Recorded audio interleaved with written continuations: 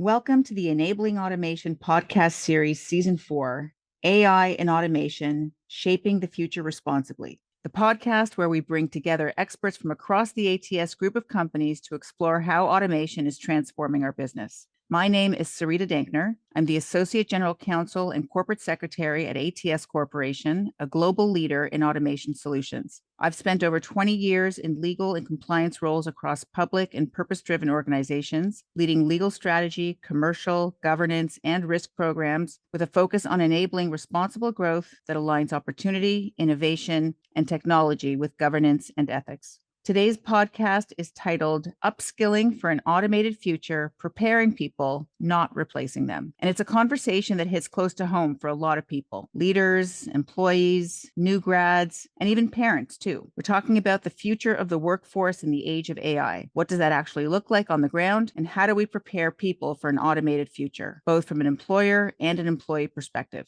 My guests today are Simon Roberts, President of Packaging and Food Technology at ATS, and Kamila Schmitt, Vice President of Human Resources for Packaging and Food Technology. Simon and Kamila, thank you so much for joining us. Thanks for having us. Thank you very much. I want to start with a big picture question. We've all seen the headlines about AI is coming for our jobs. But what I'm reading paints a more nuanced picture. AI is changing how work gets done, often by taking over the more repetitive entry-level tasks, not necessarily eliminating the need for people, but reshaping career paths. One article described it as, quote, the bottom rung of the career ladder breaking. Entry-level work in areas like tech, law, and customer service is being automated. Things like basic coding and debugging, document review, and frontline chatbot interactions. And at the same time, recent data from the Federal Reserve Bank of New York shows that unemployment for recent college graduates has been roughly 30% higher since late 2022 than for workers overall, which is closer to 18%. So you've got this perfect storm, the softening macro environment, trade and tariff uncertainty, and AI reshaping early career work all at once. So Simon, maybe I'll start with you and then, of course, open it up to Kamila as well. What are your thoughts on that idea of the bottom rung breaking? Where is AI already removing work or reshaping work for your teams? Yeah, I think, AI presents an opportunity from a career perspective to be almost like a companion technology. It gives the opportunity, I think, as you mentioned earlier, to take away some of the mundane tasks, to take away some of the repetitive efforts within some of our current processes and really position individuals, to move along the value chain to where they can impact value, where they can impact outcomes for the customers. So, I see it very much as it's definitely complementary, it's a companion, as I referred to, that is ultimately going to be an accelerator, right? It gives us the opportunity for individuals in terms of how they share knowledge, how we collaborate in organizations, right? And it could be argued for some, it kind of levels the playing field, right? It gives them access to information, the access to, working with others in different parts of a process or different parts of an organization that maybe normally they would have been constrained or limited from doing so. So for me, I think if you look at that from a career, as you said, a career ladder, I think it can be complementary. It's a companion technology, and it's an opportunity to really accelerate how, individuals think of their career. I think what it also means is it's not necessarily going to be a straight line anymore. It's going to be an opportunity to learn a more broader scope, to engage in more far-reaching topics that maybe, individuals would have been limited to do so before because of being maybe confined to some of the activities that are clearly important in the way we look at the process today, but they can be replaced with a level of automation and kind of AI capability that really removes some of that task, but at the same time improves the outcome for all of the stakeholders. Thanks, Simon. What do you think, Kamila? Are there specific tasks that you're seeing disappear or be transformed? What are your thoughts on this? Yeah, I think the task piece is key. To me, with AI, it's generally addressing the task and not the job itself. So I think oftentimes we'll see the job itself change, but not the entirety of it. So as Simon had said about, the different enablement that we'll see within AI as a bit of a co-pilot or a partner, I think is the way to look at it. The comment about kind of that first rung of the ladder being broken, I think that would maybe depend on how you look at it. I do think that maybe positions that are quite repetitive and don't maybe require as much much human emotion and activity and sort of creativity, I think is probably where we might see the most change. But I think there are a lot of entry level positions that certainly require that level of capability. And to me, especially for the audience, as I understand it for this podcast, a lot of newer in their career individuals in automation, I think if anything, this is an opportunity as opposed to a deal breaker. So I think the data is actually supporting exactly what you both are saying. In order to balance the concern that people are raising around job loss with some of the data that I think gives a more hopeful picture than that, and again, is supported by what you've just said. So I want to build on that. I read that the World Economic Forum's Future of Jobs analysis suggested that while some jobs will be displaced by automation, we're also going to see a significant number of new roles emerge. One projection pointed out around 170 million roles created and about 92 million displaced globally by 2030. So that's a net increase equivalent to about 78 million, or roughly 7% of today's jobs. And the trend that it's talking about is exactly, again, what you've said. Clerical, repetitive, administrative jobs will shrink, and roles in robotics, automation, engineering, data, and analytics will grow. So, Kamila, are you already seeing that shift in your world, that decline in more routine roles and growth in the more technical or analytical ones? Yeah, I think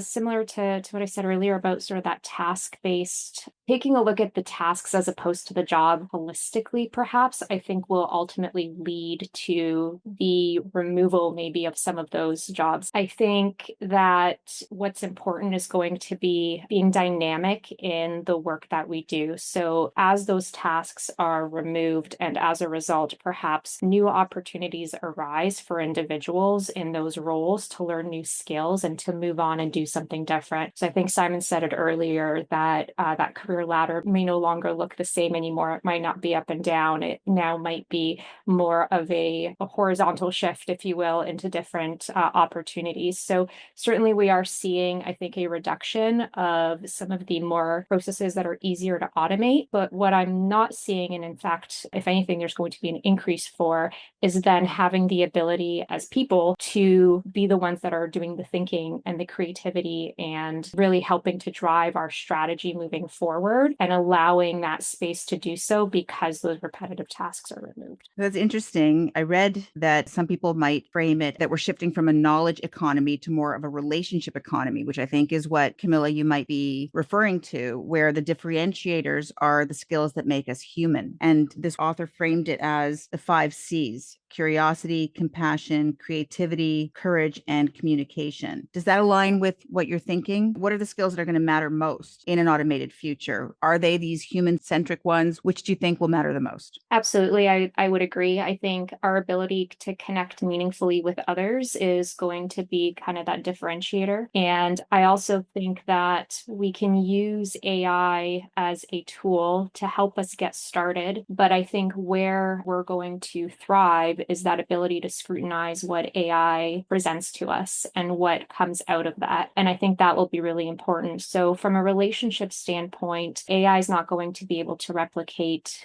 our imagination and our ability to empathize and our judgment. So I absolutely think that that is very important. And if anything, that's probably where maybe some of the newer generation coming into the workforce will actually need some training, is around some of those softer skills, only because they're growing up in a technology first world right now. Yeah, so that's where I was going to go next, is how do we actually help to develop those skills inside of an organization? I think, as you think of new entrants come into any business, I think the role of the leader in terms of, the onboarding plan from day one and, providing clarity in terms of the role, the scope and expectations. But as that business will differ from business to business, right? And their AI journey will be at a different stage of maturity. There's the opportunity, I think, for the leader to find the right blend and mix of the technical skills and the softer skills with each of the roles that they bring people on, right? And even thinking about that as they look to recruit people and onboard them into the team. So as a leader's kind of considering to expand their team and bring people into the organization, there's an opportunity to think about, well, what does the future team look like?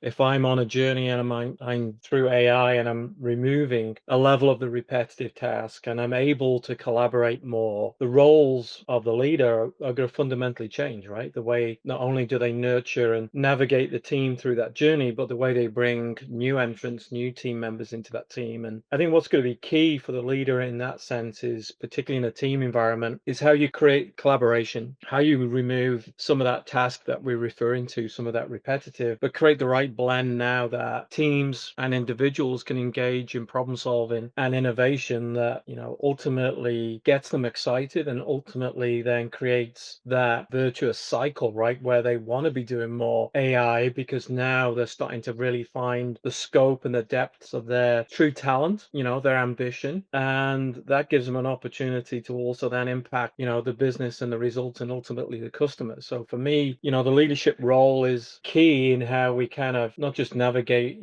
bringing people into the career, but how that team ultimately moves forward in their journey with AI and how AI ultimately accelerates exposing the full potential of that team, right? By removing some of that repetitive task, enhancing the ability for the team to collaborate, manage knowledge, and how they innovate and problem solve. I absolutely agree, Simon. And Camilla, I think you're also going to add some of your thoughts on that point, and especially around maybe those skills that aren't so typically taught or developed within an organization, those more human-centric ones. Yeah, I think interestingly enough, there's some organizations out there now that are actually training sort of new individuals coming into the workforce on some of those softer skills. So really focusing more on effective communication and collaboration and sort of that soft skills around relationship building within the organization that you're in. So around networking, things of that nature that perhaps newer individuals to the career are just not as familiar with or used to because they have been, again, working in that technology first type of environment. The one other thing I wanted to maybe add to, I thought Simon brought up a really good point around leadership and collaboration and ensuring that the way that leaders upskill their employees is collaborative. So I do think it's important that as we introduce AI into the organization, that we are focusing on sort of group efforts to do that. So even things like promptathons or time set aside to essentially try the different tools and understand what they do and sort of a group effort to learn and understand, I think is very valuable. And then the one other thing I would perhaps add is I read this online as sort of an interesting way to help individuals coming into the organization really use AI as a tool to support. And part of that soft skill around reasoning is to essentially provide opportunities to these employees to say, what would you do in this situation? Then what would AI do in this situation? And then ultimately, what has the senior leader done in this situation? And start to compare those different patterns to start to learn how to make those decisions and how to scrutinize different aspects of AI. To Camilla's point there, right? Again, going back to the role of the leader in any part of the organization, I think the way we frame AI, right, needs to be kind of more positively stated. We have the opportunity to kind of position it as an enabler, right? Something that can actually improve job satisfaction, career development, and, as you go through that journey, celebrate the successes, sharing the learnings, right? It's a good way to, maintain that positive frame around from a people point of view, from a culture point of view, from an organizational point of view, the many upsides of what this can do in terms of the kind of positive impact it ultimately enables. Absolutely. We're already seeing some very interesting examples in education as well. American University's CoGood School of Business is embedding AI across the curriculum and training faculty on AI tools. Carnegie Mellon has launched an undergraduate AI program that is explicitly focused on the beneficial and useful AI, not just technical capability. And there are community colleges all through the US that are developing systems towns like Miami-Dade, Houston, and Maricopa, they've formed AI education consortia aligned with industry partners like Intel and Microsoft to democratize access to AI skills. So what can employers learn from these models? And is there anything that a business like ours could do to build a reskilling program like that within our organization? I think one of the things that we're already doing, certainly within ATS, but I think other organizations are and will just become more important, is mapping the skills required for future careers and for future jobs, as opposed to looking at the job titles. So I think one of the things that we do well in parts of our organization is sometimes there isn't a perfect fit for somebody in a role. And I think as we start to evolve with AI, there's new opportunities that arise for individuals to take on more differentiated jobs. And I think being open to what those are going to look like, that it might no longer be a certain title or certain profile of role. It's going to look different. And so I think being open to finding opportunities for individuals to step into these types of positions, like off the top of my head, I can think of a handful of individuals already that have sort of responsibility for different things within the organization that, again, doesn't necessarily fit into a perfect box. And I think we just need to be prepared for that. And again, I would say focus more on the skills than the job itself. And what is that going to require for the future? Yeah, and to build on that, I think, any organization obviously recognizes the value of its employees. And certainly when we look at the values within ATS and we think of people, process, and performance, there's a clear focus in terms of how we want to engage our workforce, how we want to invest in our workforce, right? So when we think of, AI, how should we think of that in terms of actually unlocking some of that potential that today is constrained, right? And we've spoken about a number of examples of use cases how we can do that. I think maybe more strategically we can think about how does this ultimately impact org design, right? The roles we have today and the roles we have in the future within our kind of organizational structures will fundamentally change as AI really takes root and actually takes away some of the non-value added and gives the opportunity for the teams to be truly engaged and drive some of that kind of creativity, that problem solving, that innovation. So I think strategically we can look at how roles will change, as Kamila was mentioning, but how the organization can change with the clear intent to unlock that, that hidden potential that, any organization has. And certainly as ATS, when we think of people as part of our core values, it's an opportunity to accelerate, that advantage that we can create, both in terms of,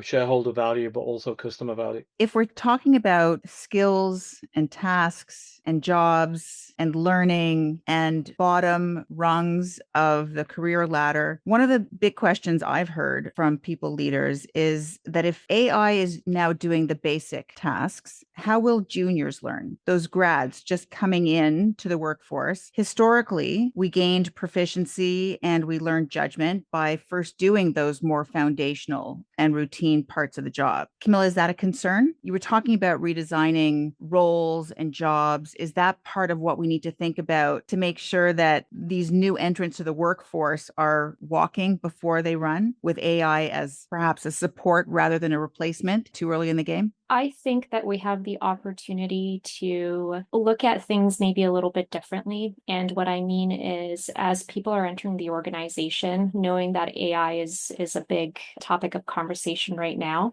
I think one of the opportunities that we have is to start to think about sort of an AI first culture, if that makes sense. And let me explain what I mean by that. It's starting to use AI for some of those basic things like building a presentation or some of those administrative tasks that perhaps we would have sat there spending forever doing ourselves before. Instead, I think we have the opportunity to teach our younger individuals coming into the organization is to start with this, but now how do we think this through and how do we refine it and how do we progress beyond this? So if anything, it's a bit of a time saver. And then I think it actually could accelerate that strategic thinking and that muscle that, if anything, has historically come with time in your career. I actually think that it could be an accelerator to that because you're not wasting time on those little little bits now, you are using your time to scrutinize the work that AI has helped you to come up with, but without losing that human-centric aspect. Simon, anything to add? Yeah, I understand the basis of the question in terms of, the non-AI way of doing things is a good foundation. It's a good starting point, right, to kind of learn process and task. But also, and I think having two young sons, I think they're probably more technically predisposed to look at easier ways of doing things. So I think the premise that people coming in and learning a process that can be improved, I think will soon be met by, I think, most new entrants joining an organization that will probably be more interested in finding, newer ways, better ways, AI assisted ways of actually improving the process, right? I think they're more predisposed to challenge the status quo and how we do things, right? So whilst I see the value in terms of, that getting a foundation and a set of basics of how we do business today, I think they're more predisposed to actually challenge the status quo because of the way they've learned, the way they're kind of exposed to other kind of technology and how that's impacted the way they've studied, the way they've gained experience maybe before joining our organization, right? And I also think from our point of view, ignore the opportunity that, we're relatively early in our AI journey. So there's plenty of opportunity for anybody joining our organization to understand the non-automated, the non-optimized process and kind of technology-based way of working, right? So I think we're always going to have that opportunity to kind of teach the basics and get to a solid foundation. But I think we should also, as we're bringing people in, make sure that we can kind of navigate them and help them navigate us to more efficient ways of working. I think it's potentially an opportunity of improving the way we can actually make roles in our organization become more attractive to new employees. If I could just add one thing to that, because it just made me think of something, Simon. Your point about AI being relatively new, and so there's still opportunity for people to come in and sort of learn our non-digitized, if you will, organization, very valid. But it also made me think that people coming into our organization are going to be potentially more ahead of the curve in terms of the technology that's out there. And we actually would have quite a bit to learn from those junior people coming in as an organization. And so I think that there's a piece here of, I guess to loop back to your earlier question, Sarita, I think we can help junior employees by building their critical thinking as opposed to mechanical skills. But I also think on the flip side of that, juniors coming into our organization have a lot that they can teach us in terms of our processes. I love that. That's awesome. Then, conversely, for those that fall into the category of jobs that will shrink or just are wondering, they ask, will AI take my job? Simon, how do you address employee fears about job displacement or skill obsolescence? What do you actually say when someone asks you that question directly? I think number one, change is unsettling for any type of shift from, a current state to a new state. So I think firstly being clear on the why in terms of why we're introducing, in this case, technology. I think number two is really trying to listen to understand what the concern is and what it's based on. More often than not, I think it's addressable, and I think, it's trying to get beyond the headlines in terms of what that kind of concern is, in terms of, what's driving the conversation about, the threat or the uncertainty that this creates, but then to start exploring through that conversation, what it could lead to, what's the opportunity that could be created by taking away. And I think in any conversation somewhat related to this, I think you will always find that employees want to move into more value-added roles. They often frustrated by the waste or the non-value added or the clunkiness, if you like. So I think, addressing that nobody wants to continue to work in an environment where there's inefficiencies and, it's not optimizing their skills. So, really get to, I think, the crux of their concern, and then, really try and create the right conversation about, what ultimately the positive side of it is, because they've spent probably most of their time and energy concerned, worried about what the implication could be. Probably not enough time spent looking at, what it can create, what it can actually create in terms of opportunities, right, and fulfillment for the individual. I think also as an organization, right, we are a growing organization at ATS. We're an organization that has ambition. We have ambition to be more competitive in our marketplace. And I think, it's important that all of us recognize that our journey with AI is not limited to us. Our competitors, our suppliers, our customers are going through similar journeys. So as a competitive organization, we also know we need to drive greater organizational effectiveness, greater efficiencies, greater use of our talent. So it's really trying to thread that conversation, understand the concern, explore the possibilities of what it could mean, restate it in the fact that there's something to win for the individual, but there's a lot to win for the organization, particularly an organization that's willing to invest in careers, strategic investment in terms of where we want to focus the business going forward. So I think it comes down to having leaders prepared to have those conversations, but also equipped with success stories that, ultimately can kind of balance the concern with the opportunity.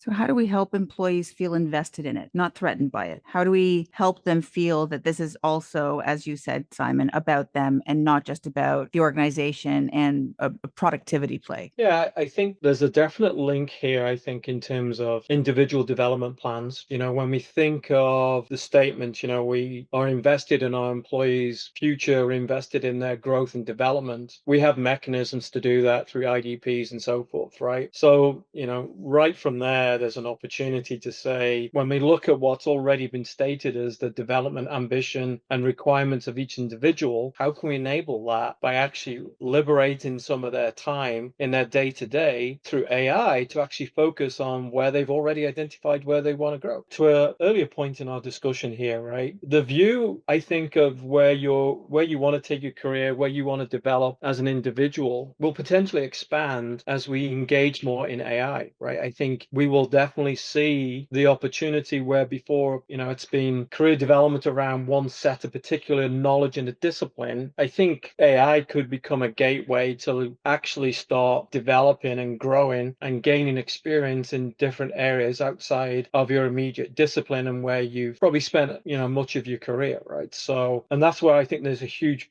upside with AI, particularly on knowledge management and the ability to collaborate in an organization of our size, using AI. And then coming back to your question, that can only then help the individual think about where do they want to take their career? How can I take some of the kind of non-value added repetitive task out to basically give me some capacity to reinvest in some of the development areas that I've already identified or may identify as I kind of continue the journey of more expanded learning. Yeah, I completely agree. That's excellent. Kamila, what do you think? I think Simon said it well. So I don't know that I have too much more to add, but I do think, going back to something that I had said earlier around kind of making it a community learning initiative. So your question was around how do we ensure that this isn't just an organizational initiative as seen by employees and that it truly is something that's going to positively impact them as well. So I think including them in the conversations around, hey, if we could free up some of your time, what would that look like? And then what could you do with that additional time that would actually bring you joy and that could maybe move the needle on certain projects or programs that you've been working through? So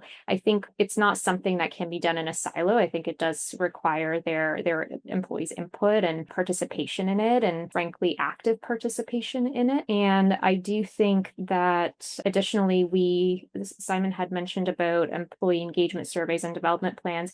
I do think that there's going to be a piece here of measurability. So how do we then demonstrate to employees that, hey, as a result, you've become more productive, or we've saved you X amount of time having to do these sort of monotonous tasks, or, you've been able to advance in this area that you just haven't had the time for. So like, how do we actually start to measure some of those outcomes and then show employees the impact and the value that they've had? And I think on the employee side, not only would I then expect to see, some more positive feedback about their career advancement and overall outlook, but also probably things like work-life balance and wellness, things of that nature that I think could be measured as well. Yeah, maybe just another twist to add, right? I think, we just spoke there about what this means for the individual, right? But as humans, I think we all enjoy working in a team environment, in a collaborative environment. And it strikes me that there's also that phenomenal potential that when we collectively leverage the power of AI to take away some of that repetitive repetitive tasks, better organize information and knowledge, etc. It can have a force multiplier effect then in terms of how we collaborate within teams, how we interact within teams, right? And how, with our interpersonal skills, ultimately we drive a very, different outcome as a team as well as individuals, right? We take away some of the barriers that limit us today. That could be language, that could be information, that could be knowledge, it could be data, it could be analytics. So you kind of think of unlocking the power of teamwork across different businesses, different regions, different markets.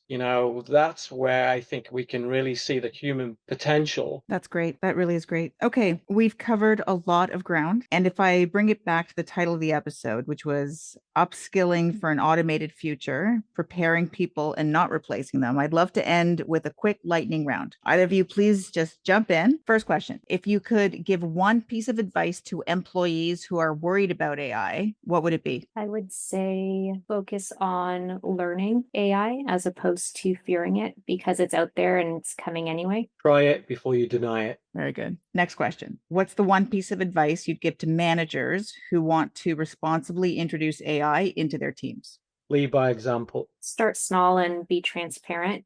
Very good. Last question. What advice would you give to senior leaders designing the talent strategy for the next 5 to 10 years? For me, it would be ensure that you're focusing on things like data fluency and investing in upskilling for the future. Have a clear goal of what an AI-enabled organization looks like, a clear vision. I think that's going to be key in the change management journey as you think of making structural changes. Start with the why, have a clear vision of where we're trying to move to. I think that will remove many of the concerns, the barriers, and get people on board. Simon, Kamila, thank you both for sharing your insights and examples. It's clear to me that while AI is reshaping work, we still have a lot of latitude in how we respond, in the skills that we build, in the culture that we create, and the opportunities that we open up for people at every stage of their careers. To our listeners, thanks for joining us for this episode of AI and Automation, Shaping the Future Responsibly. In a future episode, we'll dive more deeply into leading through transformation, an executive perspective on AI, automation, and purposeful change. Until then, stay curious, stay responsible, and stay human.